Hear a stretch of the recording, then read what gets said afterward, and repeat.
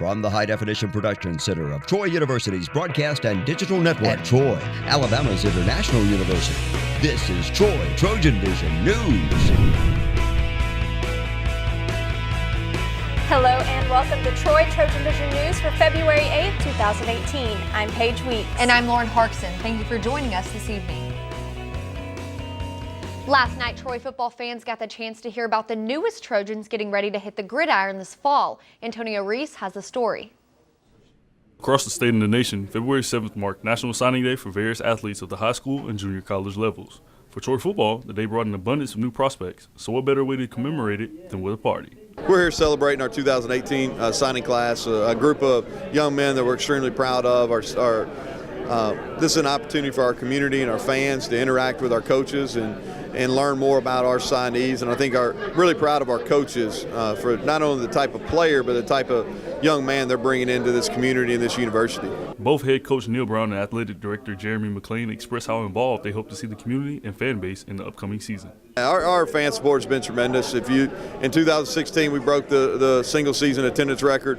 Came back in 2017, broke that single season attendance record, and look forward to a great home slate in 2018, where we again can set that single season attendance record. We've had good support for this event, and people again are excited about what we're doing. I think Coach Brown and his staff have done an excellent job of connecting with our community, and I think that goes a long way. I think you saw it tonight. People were pretty engaged in what was going on, what was being said about our future Trojans, and so I think it's an example of what we'll see during the fall is people ready to show up and support this program. With only 200 days into the first game of the season against Boise State, the Trojans are already looking out to sell out the stadium. Oh my gosh, the students have to be here for that first game. To see the vet looking like a bowl and to think of the sound, especially the sound that the student body brought last year, it's going to be a phenomenal game. I'm hoping for a sellout. Antonio Reese, Troy, TrojanVision News.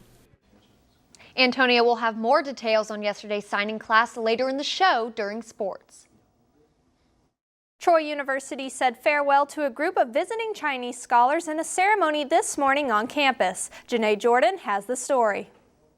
Troy University takes pride in diversity and its international program. So on Thursday morning, Troy held its closing ceremony for the Teaching Excellence Fellows program that is partnered with Troy University's Chongcheng Normal University. We've had 26 Chinese scholars visit for the last 3 months with the goal of improving their knowledge of the way the American system teaches. The Chongcheng Normal University students are given an opportunity to increase the understanding of the U.S. culture and enhance their teaching skills, so when they return home, they will be able to understand both Chinese and American teaching. We've taken them to the school systems.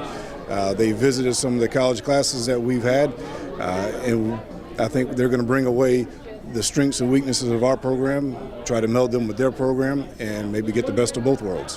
One student from Chongcheng Normal University talked about what she learned from the program.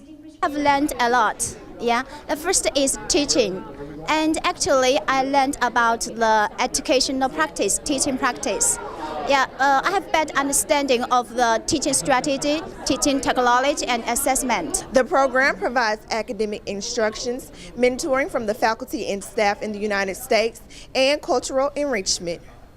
Reporting from Hawkins Hall, Janae Jordan, Troy, TrojanVision News. The visiting scholars from Chongqing have been on campus since November of last year. While Troy University may be saying goodbye to some Chinese scholars, it will soon be time to say hello to a new Chinese year. Troy students had the chance to learn about the traditions surrounding Chinese New Year in yesterday's Chinese Culture Corner. Madison Neal has the details. What does paper cutting, the color red, and making dumplings all have in common? They are all ways to celebrate the Chinese New Year. On Wednesday, students had the opportunity to learn about the holiday and its festivities, which often include paper cutting. They put on the windows, there should be some light coming through the paper. So that is why people just cut something using their knives. And later, it just evolves in all kinds of things, and it is becoming more and more beautiful. In ancient times, Chinese people believed in a monster that would wake up at the end of the year. So it became a tradition to wear red around the new year year to ward off evil. And later, the villagers found that, in fact, the Nian was scared by the loud noises and the red color and the fire, and to wear something in red also to scare away all the bad lucks and the bad evil things. Today, students learned that in northern Chinese culture, people make dumplings to symbolize money and bring wealth for the new year. So the 饺子 or the dumpling, the shape of it is like the shape of a gold money in the past. In the past, we have a kind of gold money called 金元宝, and the shape of that is a round one, just like the 饺子. We want to express our best wishes that in the coming new year we can have a good fortune. The Chinese New Year celebration will begin on February 16th. Madison Neal, Troy, TrojanVision News. Troy University's Chinese Student and Scholars Association will hold their Chinese New Year celebration next Thursday, starting at 5:30 in the Trojan Center ballrooms. Tickets are available in the International Programs Office in Hawkins Hall. Now, the latest in Trojan sports on Troy TrojanVision News. Good evening and welcome to TrojanVision Sports. I'm Antonio Reese. Throwing things over on the gridiron, Wednesday saw the Trojans adding 5 additional student athletes to its already loaded recruiting class, making a total of 15 new additions for the team and ranking this overall recruiting class as the highest in Troy University history. Sarah Drake has the details. National Signing Day is traditionally a day where high school seniors sign a binding national letter of intent with a school of their choosing for a collegiate sport. But with an early signing period being put in place this year, the Trojan football team already had 15 players for this year's recruiting class. But on Wednesday, head coach Neil Brown added some new additions to comprise the highest-rated signing class in Troy history. Tremendous day for our program as we add 5 guys to what I feel like was a tremendous signing class in December as well. I think this all together is probably the best class that we've been able to put together here over our 4 years, and filled some significant needs in our program. On Wednesday, the Trojans added 2 safeties, a tight end, a wide receiver, and a defensive tackle in what Brown called a big Alabama-flavored recruiting class. Able to get guys from all our home, what we deem our home areas. Will Cholo, a talented kid, defensive tackle-wise, was as good as anybody we had in our camps last year at the defensive line position. DeMontrez Brown, A.J. Lewis was a huge position of need for us at tight end, and he's a guy that can come in and play right away. And then T.J. Harris from Lee County, physical safety, and then Will Sunderland transferred from Oklahoma. Again, somebody that has versatility in the secondary. In this recruiting class, Brown and his staff also added 2 transfer students in Will Sunderland, who played at Oklahoma, and Louisville wide receiver Trayvon Sanders. We feel like that Will's going to have a great opportunity to come here and be productive and finish up his academics as well. Travion Samuel, a grad transfer from Louisville, comes from one of the best programs in the state. If you look, he's highly productive.